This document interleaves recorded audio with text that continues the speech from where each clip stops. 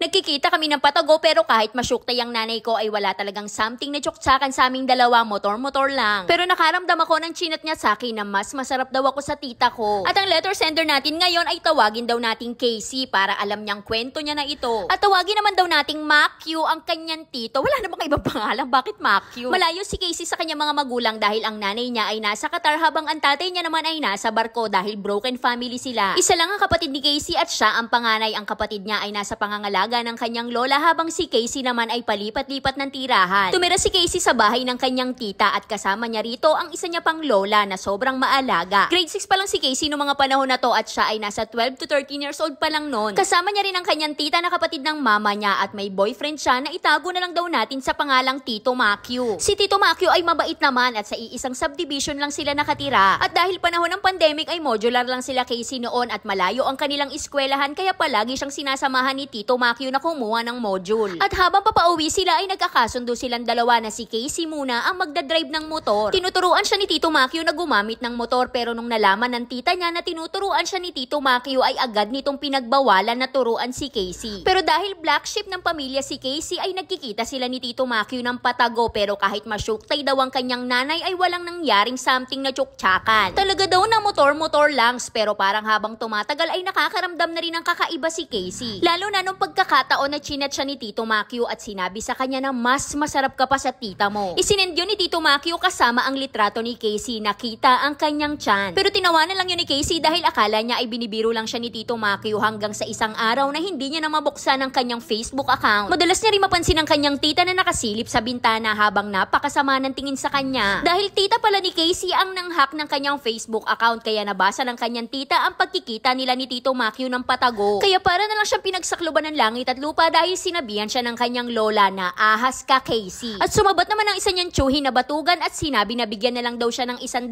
at bahala na daw siya kung saan siya magpunta at sa madaling salita na palayas po si Casey. At dahil nasa ibang bansa ang nanay ni Casey ay wala naman siyang ibang magawa na pagalitan lang si Casey at pinagmumura. Pero kahit papano ay naawa naman ng lola ni Casey sa kanya kaya nanghiram siya ng pera para maihatid niya si Casey sa bahay ng isa niya pang tsahi na maladimonyo rin ang ugali. Pero mas naging mahirap ang buhay ni Casey dahil hindi siya pinapayagan na gumamit ng cellphone at itinatago din ang remote ng TV. Hindi rin siya pinapalabas ng bahay at napagsamantalahan din siya ng kanyang pinsang buo. Kaya inilipat ulit si Casey ng ibang bahay at pinatira siya ng nanay niya sa bahay ulit ng isa niya pang tita. Nakasama ni Casey ang mga pinsan niya na maayos naman ang pakikitungo sa kanya nung una hanggang sa noong mabuksan niya ang cellphone ng kanyang pinsan. Dito nabasa ni Casey na ayaw pala talaga sa kanya ng kanyang mga pinsan. Palagi siyang nasusumbatan at sinasabihan ng hindi magandang salita. Kailangan niya di mag-update sa kanyang mga pinsan kung nasaan na siya o kung nakapasok na ba siya ng eskwelahan dahil kapag nakaligtaan niya ay sermon ang aabuti ni Casey. Tiniis na lang lahat yun ni Casey hanggang sa dumating ang punto na pinalayas na naman siya dahil inakusahan siya na isang sinungaling. Dahil hindi naman daw totoo na nagpapaprint siya ng assignment at ginagamit niya lang na panggala ang mga pera na hinihingi niya. Ang hindi maintindihan ni Casey ay pera niya naman yon at ang pera na yon ay padala na galing sa kanyang mama. Kaya natutunan ni Casey na maglayas ng paulit-ulit hanggang sa nung huling beses na naglayas siya, nagpunta na lang siya ng eskwelahan para kunin ang kanyang card. Inopen niya ang kanyang problema sa kanyang teacher at hindi niya alam kung plano ba ng eskwelahan na ibalik siya sa bahay ng kanyang pinsan. At dahil break time noon ay hinanap siya ng kanyang kaklase at sinabihan na umakyat muna sa kanilang room dahil nandun daw ang kanyang pinsan. Kaya sa sobrang takot ni Casey na makita siya ng kanyang pinsan ay napatakbo na lang siya malapit sa gate. Iaabot niya na sana ang gate pass nang biglang sumigaw ang kanyang teacher na wag daw siyang palalabasin. Kaya dito na siya nahuli ng kanyang pinsan at dito na siya sinaktan mismo sa loob ng eskwelahan. Kaya nagdesisyon ng guidance counselor na dalhin na lang si Casey sa sagip. Yun daw po ay temporary shelter. Tumagal lang si Casey doon sa loob ng 1 linggo dahil kinuha din siya ng isa sa kaibigan ng kanyang mama. Pero ang bahay na tinirahan nila ay malapit lang din sa bahay ng kanyang tita kaya lumipat na naman siya ng ibang lugar. Masaya naman po ako at patuloy na pinagbubutihan ng aking pag-aaral. Si Tito Macue po at ang aking tita ay may anak na sila. Hindi pa rin po kami okay pero pinagdarasal ko na sana ay maging maayos din soon. Kaya hanggang dito na lang Ate Charis. Alam nyo, hindi ko alam kung paano ko pagsasabihan si sender kasi parang kulang siya sa gabay. Kumbaga wala kasing gumagabay sa kanya kaya kung ano-ano na lang yung nagiging desisyon niya sa buhay. Meron kasi mga tao na kahit lumaki silang walang mga magulang o walang guidance ay lumalaki sila nang nakakapagdesisyon sila ng tama. Pero hindi kasi lahat ganon. Yung iba kung saan-saan na lang napupunta kagaya ng ating letter sender na ginawang hobby yung paglalayas. Kaya ang maipapayo ko na lang sa ating letter sender ay mag-aral ka na lang mabuti dahil kagaya ng sinabi mo ay pinagbubutihan mo naman yung pag-aaral mo ngayon. Saka habang wala ka pa sa tamang edad matuto ka munang sumunod sa mga sinasabi ng nanay mo kung saan kanya inilagay pumirmi ka muna. Subukan mong bumuo ng pangarap para magkaroon ka ng goal goal sa buhay, tapos magkaroon ka ng direksyon. Tapos mag-isip ka ng hobby ng mga pwede mong gawin, yung malilibang ka para hindi ka sa problema nakatutok at hindi mo maisipang maglayas ulit.